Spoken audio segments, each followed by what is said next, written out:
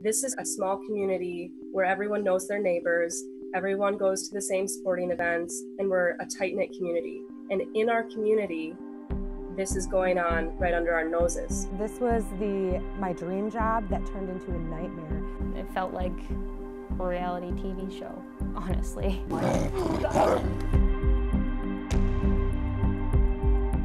These ladies are speaking out about their experience as workers at the now closed Special Memory Zoo, which operated in Greenville, Wisconsin. I had been taken to the Special Memory Zoo many times in my youth with my family. Bethany Gengler worked there in 2014 for just under a year. And I thought it was the coolest place ever because you could get up close with the monkeys and the different animals. Haley Lynn worked there in 2017 as a zookeeper. Rachel Williams was hired in 2012 and worked there for 3 years. And Amy Miller was hired in 2013 and spent 4 years at the zoo. All of them say they took their jobs to get more experience in caring and understanding animals for their careers moving forward. But they say things started off strange from the get-go. There wasn't any written instructions on how to feed the animals or how to take care of them. So I actually kind of came up with my own on a Google Doc.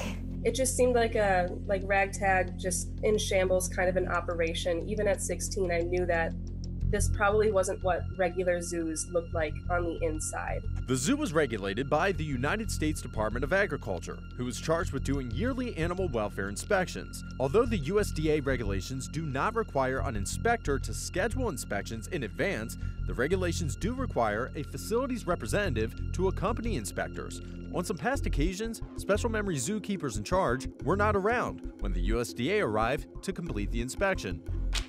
During one attempted inspection in March of 2007, the USDA inspection report states the licensee did not have a responsible person available to conduct an animal welfare inspection. The dealer's facility was not able to be inspected for compliance with the Animal Welfare Act regulations and standards and to ensure the health and well-being of the animals. Another inspection in 2011 stated the same thing, that a responsible person must be available to accompany the inspector on an animal welfare inspection. We did not obtain the actual inspection records for 2007 to 2014 other than the 2 attempted inspections. So the different species of animals, all the birds. In 2015, when Bethany decided to quit, she filed a complaint with the USDA about all the things she witnessed, sending them pictures of the conditions and the animals. Warning, these images are graphic. Feces under enclosures, probably, I think it was 6 inches high with mold growing on it. Rodent trappings infesting the feeding areas. It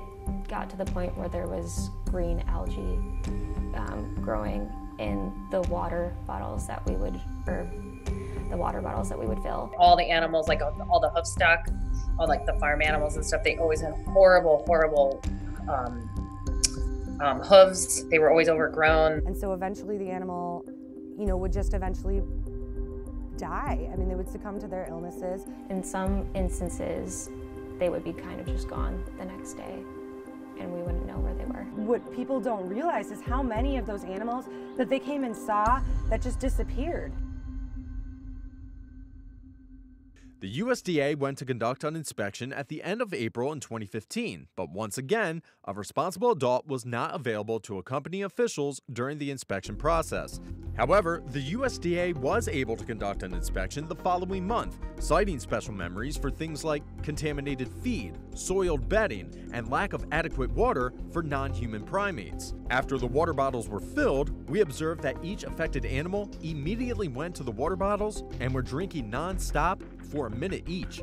The USDA inspection went on to say that the amount of time the animals drank suggested that they were very thirsty. And the water is a huge deal. Animals cannot go very long without water. The USDA filed an official warning of violating federal regulations, stating that a sufficient number of adequately trained employees shall be utilized and potable water must be provided in sufficient quantity to every non-human primate housed at the facility. Special Memory Zoo owner Donna Wheeler addressed those issues to Local 5 back in 2015. There really aren't any major issues. If there were major issues, the USDA would be at your door and every animal you see here in my zoo, a couple hundred of them, 300 would all be gone. In the midst of the 2015 inspection, the zoo made national headlines for stolen animals.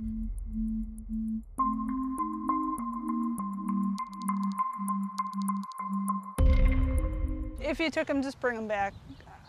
I mean, our main concern is the animals. We just want them to be healthy. We want them back where they belong. According to an interview with the Outagamie County Sheriff's Office, Gretchen Crow was the zoo's longtime keeper and was responsible for the day-to-day operations.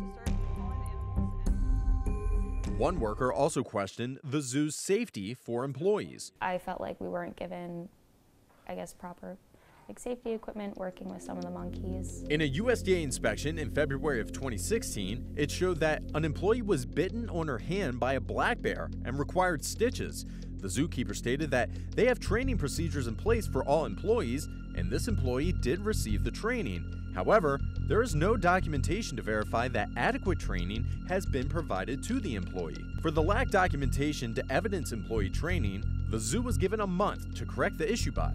Bethany, Haley, Rachel, and Amy say that they wanted to report poor conditions, but struggled with wanting to keep their jobs and help save the animals. You almost feel this guilt because you feel like you have to stay there, because if you don't, then you feel like animals aren't getting some of the care that they would want or that they should have. I don't like to admit that I was there during a time where it wasn't being run properly, because we all did care. All the zookeepers cared very, very much. Do I report them, lose my job?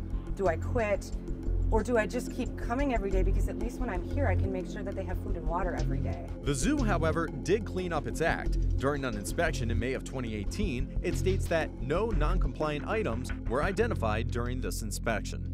In addition, there were concerns over some zoo acquisitions. Good afternoon, ladies and gentlemen. My name's Joe Exotic, and this is Sarge. After I had quit, Special Memory Zoo purchased 3 lion cubs from GW Zoo, the zoo featured in Tiger King. A certificate of veterinary inspection from the Oklahoma Department of Agriculture, Food and Forestry shows that Special Memory Zoo acquired 2 two-week-old lion cubs from Joe Exotic with GW Zoo in Wynwood, Oklahoma in January of 2017.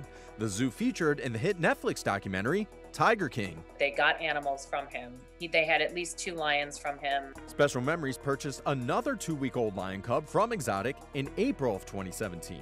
The USDA states that newborn and infant non-domestic cats 4 weeks of age or younger have special handling and husbandry needs and should be housed with their mother for as long as possible after birth to promote good health. Tony Elizuzin is with the Animal Legal Defense Fund. We're an organization that was formed by lawyers in the 1970s with a mission to advance the legal interest of animals through the legal system. The group started investigating Special Memories in 2015 and sent a notice of intent to sue the zoo in September of 2019. We've also sued both of the owners, Gene and Donna Wheeler, and the zoo manager, Gretchen Crow, who our understanding is responsible for the day-to-day operations of the zoo. We're suing them for violating the Endangered Species Act with regard to all the endangered animals such as tigers, lions, gray wolves, lemurs, and then as a public nuisance under Wisconsin state law based on violations of animal cruelty laws and captive wildlife laws in Wisconsin. The zoo has denied all of the ALDF allegations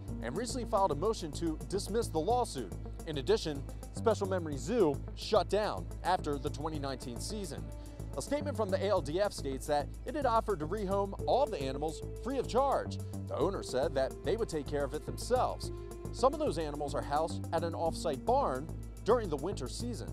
Court documents show that on March 18th of this year, Special Memories submitted a letter to the court that, due to Mr. Wheeler's health complications and this lawsuit, and the recognition that the ALDF will only continue to pursue claims against the zoo, even if they prevail in this action, the Wheelers made the difficult decision to rehome its animals. It also stated that the only endangered or threatened animal in Special Memories Zoo LLC's possession is the Canadian lynx, which they intend to rehome. Other standard farm animals were still in their possession. We did reach out to Special Memories Zoo and its owners Gene and Donna Wheeler, as well as zookeeper Gretchen Crow multiple times. All 3 did not return our calls.